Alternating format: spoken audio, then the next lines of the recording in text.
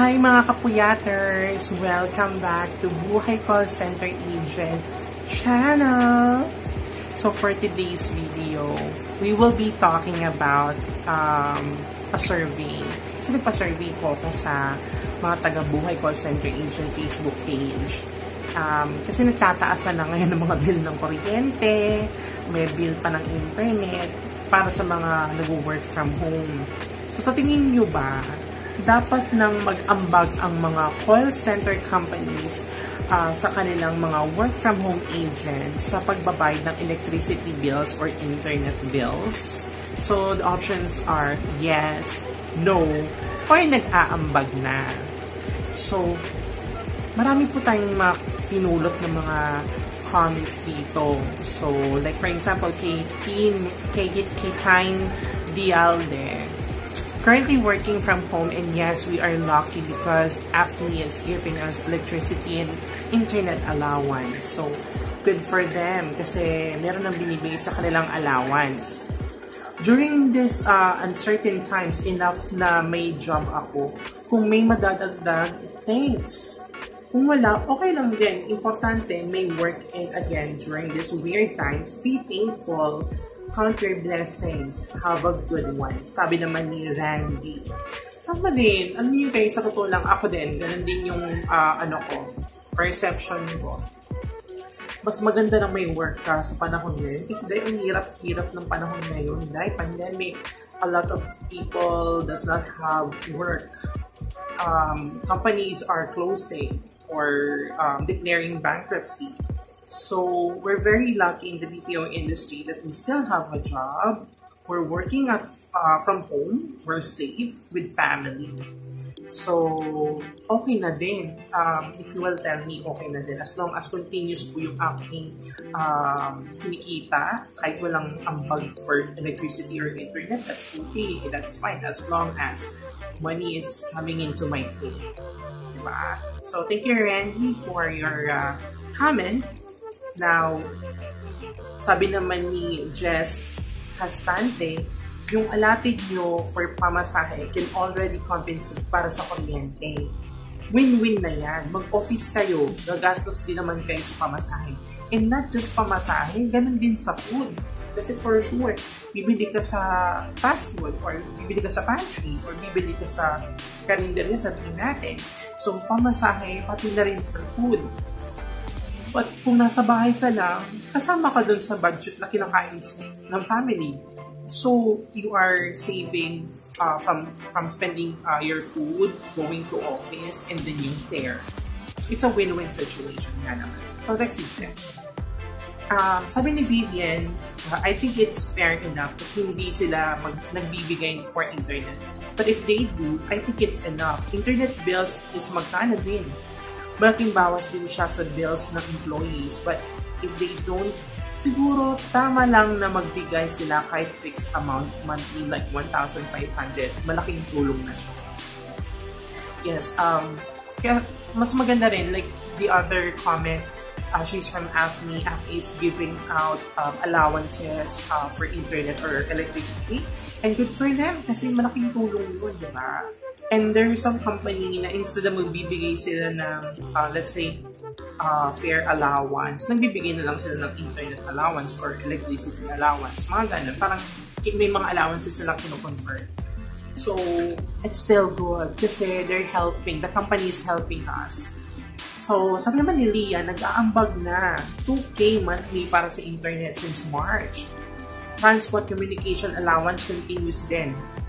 She's from ADP as per her comment. However, meron o wala, I think dapat maging super thankful tayo kasi nabigyan tayo ng chance to work from home. Other people are struggling.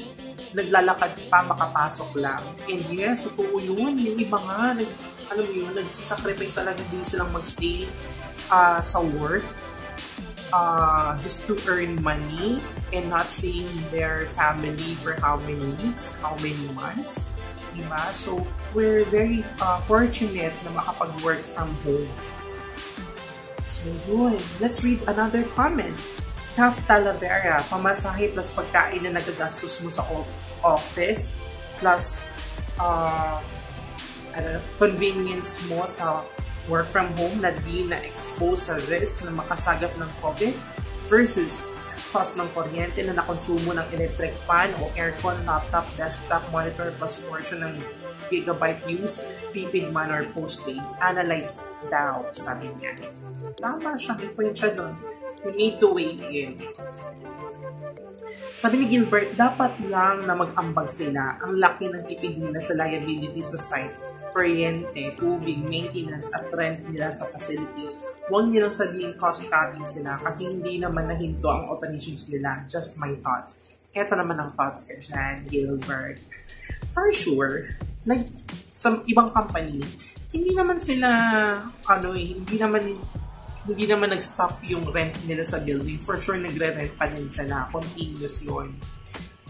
Kung meron man pong mga on-site na nagtatrabaho, for sure, gumagana yung AC, gumagana yung electricity. Medyo bababa kasi hindi naman ganon ka ginagamit lahat. Hindi nagagamit lahat. Pero, still they're paying for electricity. So, maintenance, for sure, meron pa rin security guard doon. Meron pa rin maintenance people. They're paying for those people pa din. So, sa totoo lang, kung iisipin natin, imagine, yung computer na ginagamit natin, yung iba inuwi, di ba? May mga companies to accommodate other employees na hindi nakauwi ng PC or yung mga monitor CPU. Yung iba, bumili pa ng laptop. Kasi kung iisipin mo, shifting schedules. May panggabi, may pang-umaga, may panghapon, or whatsoever. Madaling araw, ganyan. So, sa isang computer, minsan 3 agents ang gumagamit yan on a rotation. Kung nag-work from home silang lahat, so parang, imagine mo nasa akin yung computer, what about the other 2? Diba? So, malamang nag-provide yung company ng mga laptop or brand new computer sa kanila. Tapos may ibang company pa na nag-provide ng internet, prepaid internet. So bumili din ng equipment, tapos bumili ng sa ibang company, naglo-load for prepaid, diba? So, you're spending money just to continue their business. So, yun lang naman ang point ko doon. Sabi naman ni Arce, Joe, Palphone here, Cebu site, naka-work from home na kami since pag-lockdown and provided kami ng electricity bill namin. In my situation, my own connection ako, additional fund para sa connection ko. At sa mga ibang agents, yung walang sariling net, provided sila ng modem at connection. Sabi ni Arce. So, for me, ganito. Yung mga naririnig kasi ako ng mga ahente na dapat daw si company mag-provide na internet or electricity allowance. Pero guys, imagine mo, magbibigay man yung company yun ng allowance for electricity and for internet. Magbibigay sila, magpasalamat tayo. Kung wala, magpasalamat pa din tayo kasi hindi tayo nawalan ng trabaho. We still have a job. Paano yung iba na na-lay off? Paano yung iba na nawalan ng trabaho, diba? So, be thankful. Kung meron, edi salamat. Kung wala, salamat pa rin. Ang hindi maganda yung mawalan ng trabaho. Okay? So, pagdating sa question natin na kailangan ba or required ba? Hindi required. Maraming salamat talaga sa mga kumpanya na as much as possible hindi nagtatanggal ng mga empleyado. Yung nagawan pa nila ng paraan para lang as much as possible kumita pa rin yung tao. Kasi may mga kumpanyang ganon na kung may nagsarang account, nilipat nila sa ibang account. Kasi lalo na dun sa mga kumpanya na meron silang, let's say for example, yung mga food delivery service, ganyan, na account, yun yung pinakapatok ngayon. So may mga accounts na nagsara at nilipat nila doon. Like sa telco, sobrang queuing ng mga telco ngayon. Yung iba na nawalan ng account, nilipat naman nila for telco. Yung mga ganong kumpanya na continuous pa rin sila as much as possible, hindi nag-lay off ng mga empleyado. So, yun guys ang ating sagot for that question.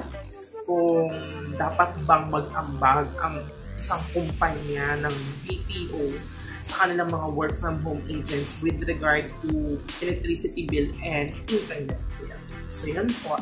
Maraming salamat guys for watching this video. I'm hoping na na-enjoy nyo to at medyo may natutunan din. Sana naman pinapulot kayo dito.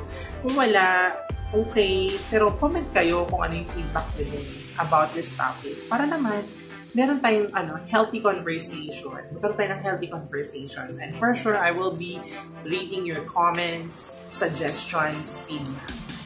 And don't forget na rin to subscribe to Buhay Call Center channel. Subscribe to my channel, Leona Magalona.